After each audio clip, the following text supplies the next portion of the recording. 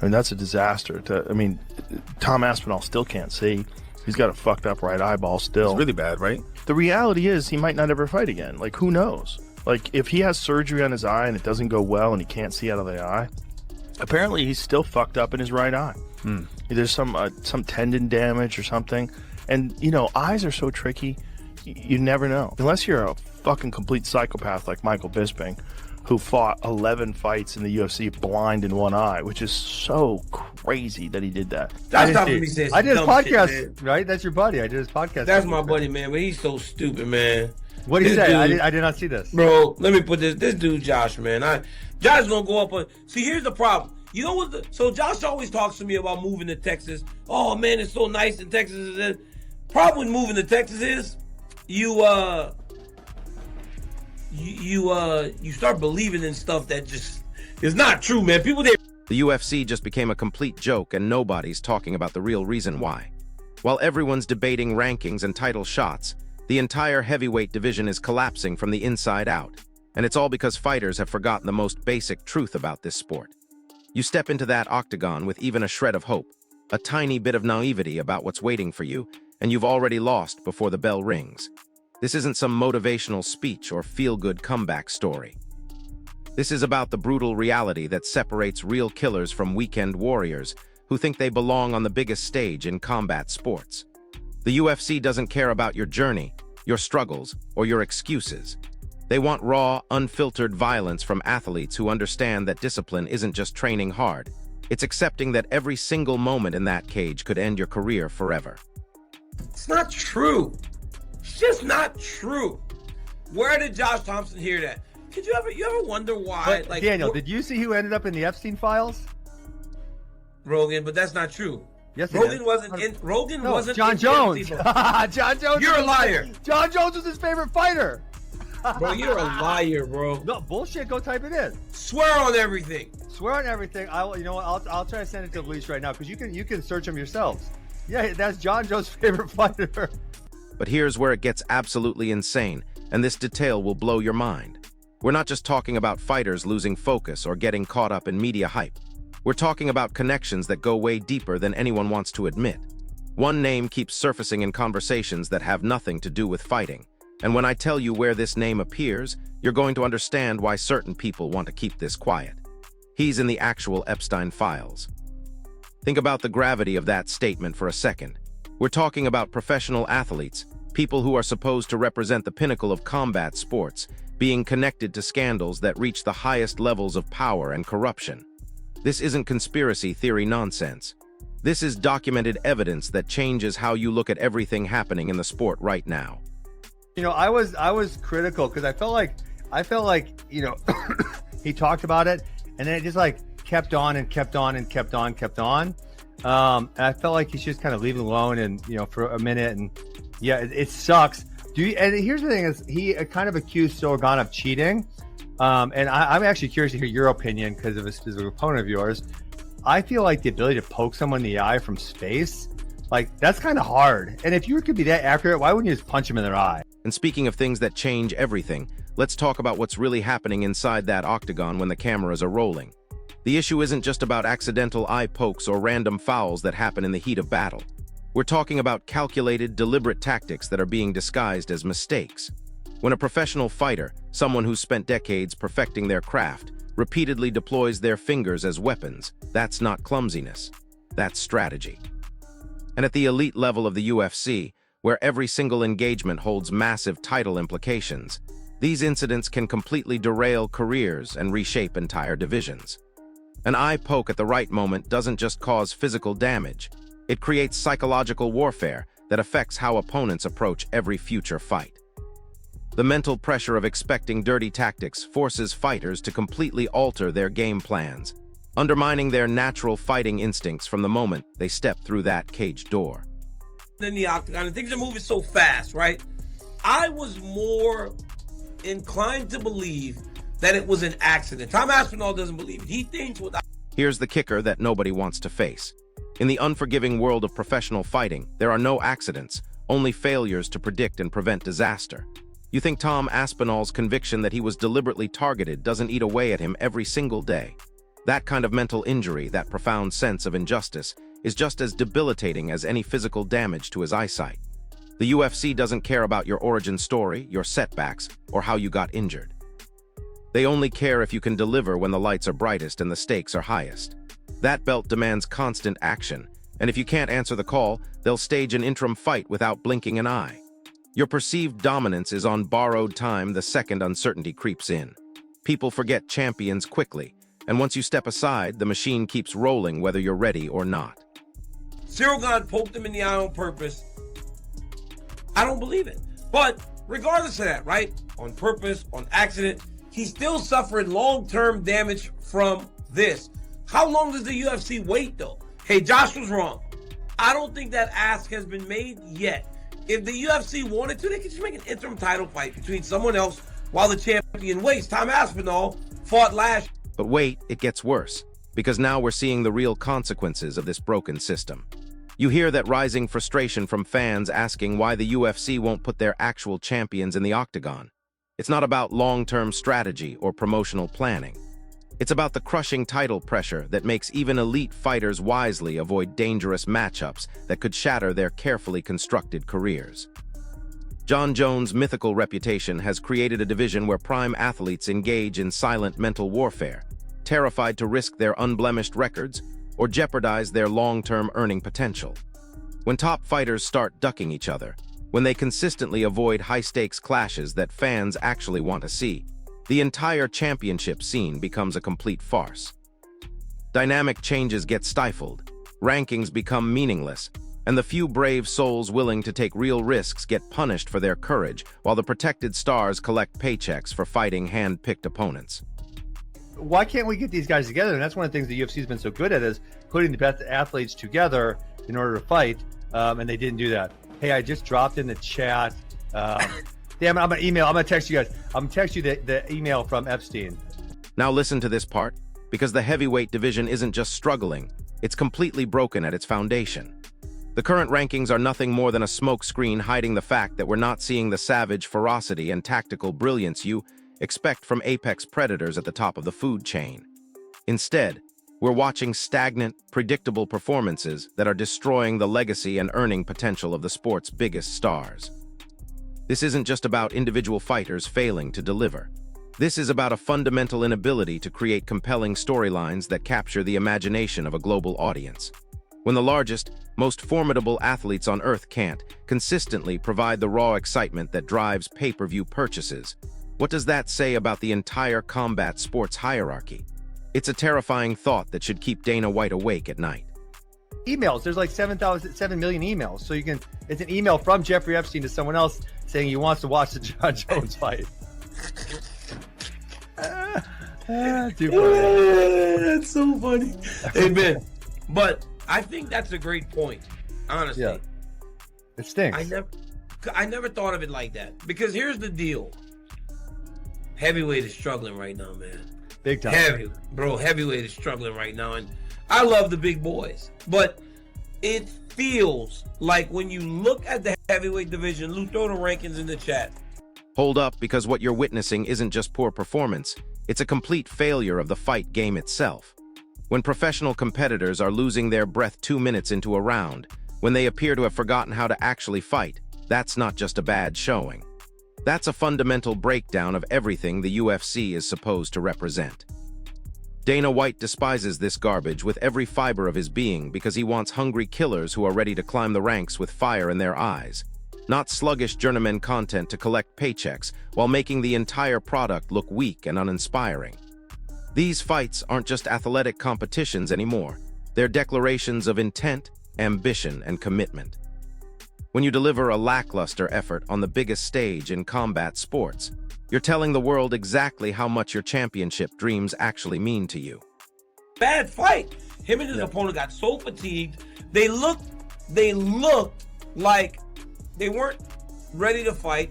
They also looked like they just they didn't look as skilled as we have seen fighters look recently. And get this twisted narrative that casual fans keep buying into about elite heavyweights. That's complete nonsense, peddled to people who don't understand the depth of this game. Look what happened when Sergey Pavlovich absolutely exposed Jairzinho Rosenstruik, revealing the massive skill gap that separates real contenders from pretenders.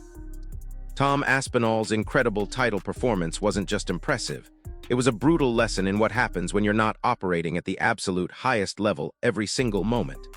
This isn't about showing up and hoping for the best.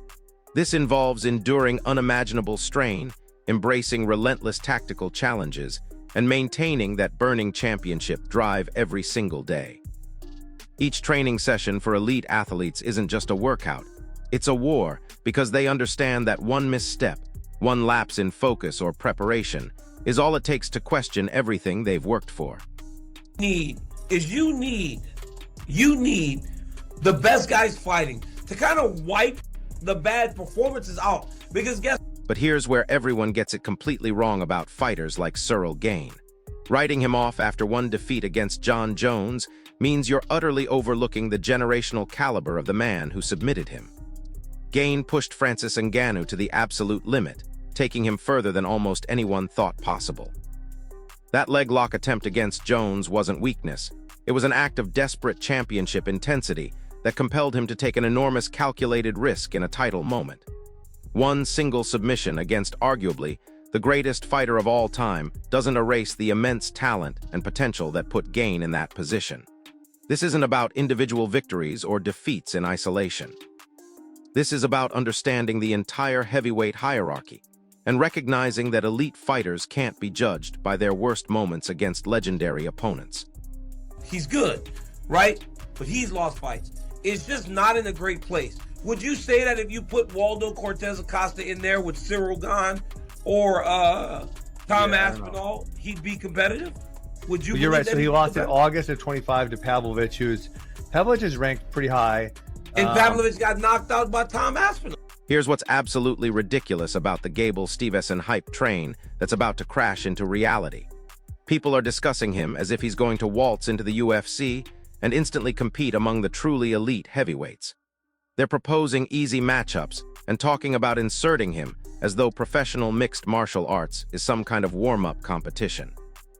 But do you honestly think any fighter in the top 15 of the heavyweight division got there by having championship pressure suddenly emerge after a couple of softball fights?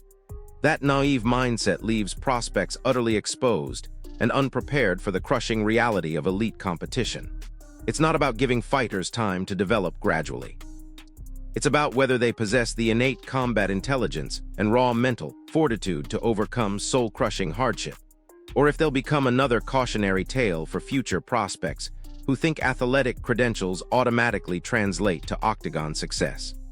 I think it's competitive. Yes, it would be competitive because he can move. Yeah. But Luis is the classic fan of fighting because everybody wants to write Cyril Gane off. And I don't know why. Because he got choked by John too fast, that's why. Yeah, but still, bro, you forget that he fought tooth and nail with Francis. You literally just sat up here right now and said the three best heavyweights in the world are John, Francis, and Tom Aspinall. I do believe that to be the case, yes. Cyril fought Francis Ngannou very well. Hey, a mistake cost Cyril Gane beating Francis Ngannou when he tried for the leg lock. So how bad is Cyril Gane really? Because he was looking very good. So there you have it. The heavyweight division is in complete chaos. Fighters are avoiding real competition, and the people running the show are more concerned with protecting investments than delivering the violent spectacle that built this sport. This isn't just about individual careers anymore. This is about whether the UFC can survive its own success, or if the pursuit of guaranteed outcomes will destroy the unpredictable magic that made us fall in love with fighting in the first place. The octagon doesn't just reveal who wins in a given moment. It exposes with brutal honesty who possesses the combat intelligence to endure punishment and the mental strength to climb that unforgiving ladder to greatness. You either have the raw drive to prosper in that shark tank, or you become another forgotten name in the history books. Here's my question for you, drop it in the comments. Is the heavyweight division salvageable, or are we watching the systematic destruction of everything that made the UFC great? If this breakdown opened your eyes to what's really happening behind the scenes, smash that like button, subscribe for more uncensored analysis, and hit the notification bell because this story is far from over. I'll see you in the next one. Talking about not fighting again, you got arthritis or something. I agree. I don't know. Maybe we just throw Gable Stevenson in there. I've been saying that for a while. He's You actually think, but fighting now. Gable needs time. John even said in the year Gable be UFC champ. You don't think he needs a little more time than that? I said throw him in there, so I'm not saying throw him in against number one, but I think he's got another fight coming up pretty quick. Put him in there. I don't know, easy. Hey, give him a couple easy ones, right? Then Actually, before you go anywhere, let me drop something on you that's going to completely change how you see this entire situation. Because while I've been breaking down the heavyweight mess, there's something even more disturbing happening that nobody's connecting the dots on. The UFC isn't just dealing with lazy fighters or strategic matchmaking problems. They're dealing with a generation of athletes who have been systematically conditioned to avoid risk at all costs. And it's creating a domino effect that's destroying the sport from multiple angles simultaneously. Think about this for a second. When was the last time you saw a heavyweight throw caution to the wind and just go for broke in the first round? When did you last witness that beautiful chaos where two massive human beings decided to settle everything in the opening minutes? Consequences be damned. That hunger, that willingness to put everything on the line for a moment of glory, has been systematically bred out of these fighters by managers, coaches, and promotional strategies that prioritize longevity over legacy. But here's the twisted part that'll make your head spin. The very system designed to protect these athletes is actually destroying their earning potential and turning them into corporate employees instead of gladiators. And speaking of corporate manipulation, let me tell you about the psychological warfare that's happening behind closed doors that makes everything I've mentioned look like child's play. Fighters are being fed information about their opponents that's deliberately designed to create hesitation and doubt. When you know that your next opponent has connections to powerful people, when whispers start circulating about career consequences for being too aggressive or making the wrong person look bad, that changes everything about how you approach a fight. This isn't paranoia. This is calculated manipulation of competitive instincts that turns warriors into actors playing roles in predetermined narratives. But here's where it gets absolutely mind-blowing, and I guarantee you've never thought about this angle before. The real crisis isn't happening inside the octagon during fights. It's happening in training camps months before these athletes even step foot in the arena. Sparring sessions have become political minefields where fighters are afraid to push each other too hard because everyone's worried about injuries, insurance claims, and liability issues. When professional killers can't even train at full intensity without lawyers getting involved, how do you expect them to unleash hell when millions of people are watching? The very foundation of fight preparation has been compromised by a legal system that treats combat sports like any other business venture. Now get this, because what I'm about to tell you will explain everything you've been seeing in recent heavyweight performances. These fighters aren't just physically unprepared. They're mentally fragmented because they're trying to serve too many masters at once. Social media obligations, sponsor requirements, media appearances, and promotional duties are consuming the mental energy that should be focused entirely on combat preparation. When a heavyweight spends more time creating content for Instagram than working on their ground game, when they're more concerned about their personal brand than their fighting technique, you get exactly what we've been witnessing. Lackluster performances from athletes who have forgotten that their primary job is to be dangerous. And here's something that's going to blow your mind about the business side of this disaster. The UFC's revenue model has become so dependent on predictable outcomes and marketable personalities that they're actively discouraging the kind of unpredictable violence that built their empire in the first place. Think about it logically. If you've invested millions of dollars in building up a fighter's image, the last thing you want is for them to get knocked unconscious by some unknown killer who doesn't fit your marketing demographics. So what do? You create subtle incentives for fighters to play it safe, to point fight, to avoid unnecessary risks that could derail carefully planned promotional campaigns. But wait, it gets even more disturbing when you realize how this connects to everything happening in professional sports right now. The same people who are manipulating fight outcomes and controlling narratives in the UFC have their fingers in every major athletic competition you can think of. We're not just talking about isolated incidents or individual bad actors. We're talking about a coordinated effort to turn authentic competition into entertainment products that serve specific financial and political interests. When you understand that level of control and manipulation, suddenly every questionable decision, every controversial outcome, every inexplicable performance makes perfect sense. Here's something else that's going to make you question everything you think you know about modern heavyweight boxing and MMA. The training methods that these athletes are using aren't just outdated, they're deliberately ineffective. The same strength and conditioning coaches who work with NFL teams and Olympic athletes are being kept away from combat sports for reasons that have nothing to do with money or availability. Why would you want fighters to be operating at less than peak physical condition? Because truly elite athletes are harder to control, harder to predict, and more likely to create outcomes that don't serve the predetermined narrative structures that drive television ratings and pay-per-view sales. And get this twisted reality that nobody wants to acknowledge about fighter psychology in the modern era. These athletes are being subjected to mental conditioning techniques that are designed to make them more compliant and less aggressive outside the cage. But those same techniques are destroying their killer instinct when it matters most. Sports psychologists and mental health professionals are teaching fighters to manage their emotions, control their anger, and channel their aggression in socially acceptable ways. But aggression and controlled violence are the core competencies that separate elite fighters from everyone else. When you systematically reduce those traits, you get exactly what we're seeing. Athletes who look the part but can't access the savage mentality that makes great fighters great. Now here's where this whole situation becomes absolutely terrifying for anyone who loves authentic competition. The next generation of fighters is growing up in this corrupted system, thinking that what they're seeing represents the pinnacle of combat sports. Young athletes are modeling their training, their mindset, and their career aspirations on fighters who are already compromised by corporate influences and external pressures. It's creating a downward spiral where each new crop of talent is less authentic, less dangerous, and less capable of delivering the kind of performances that built this sport's reputation in the first place. But here's the part that should keep every real fight fan awake at night. This isn't just happening in the heavyweight division, and it's not limited to the UFC. The same patterns of control, manipulation, and manufactured outcomes are spreading throughout all of combat sports like a virus. Boxing promotions, international MMA organizations, and even amateur competitions are being infected by the same corporate mentality that prioritizes predictability over authenticity.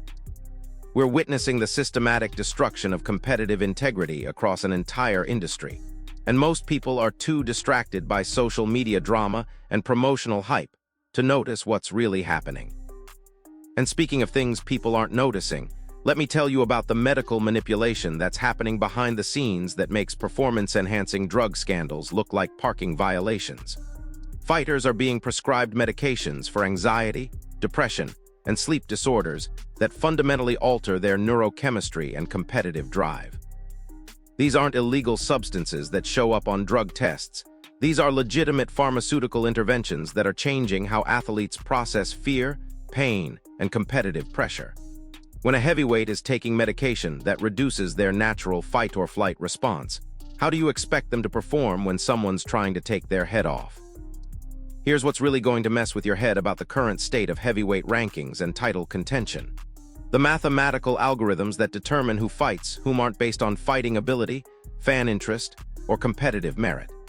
They're based on social media engagement metrics, demographic data, and predictive models that calculate which matchups will generate the most revenue with the least risk to established stars. Fighters are being reduced to data points in spreadsheets, and fights are being made by people who have never stepped foot in a gym, much less a professional fighting arena. So when you're watching these upcoming heavyweight fights and wondering why nothing feels authentic anymore, remember what I've just laid out for you. You're not watching pure competition between elite athletes operating at their maximum potential. You're watching a carefully orchestrated performance designed to serve interests that have nothing to do with determining who the best fighter actually is.